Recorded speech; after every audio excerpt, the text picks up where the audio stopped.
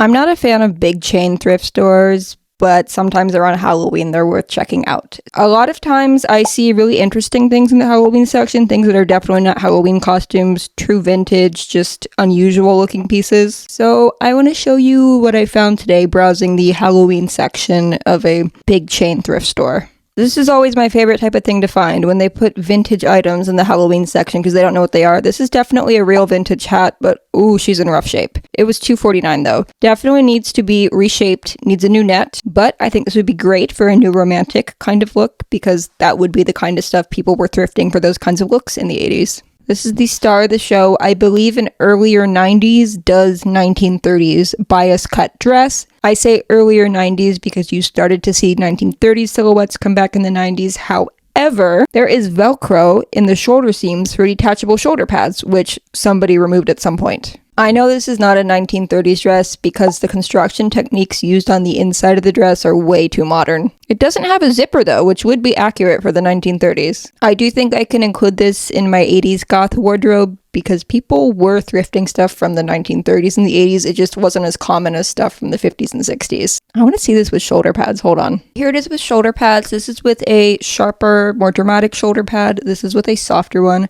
I like it with shoulder pads. I think it adds some structure to an otherwise very slinky dress. And here it is belted. This is a very unusual, I believe 70s or 80s solid metal belt. Like, this is a solid piece of brass.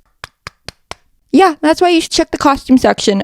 Thrift stores put stuff there that definitely does not belong there, and you find interesting stuff sometimes.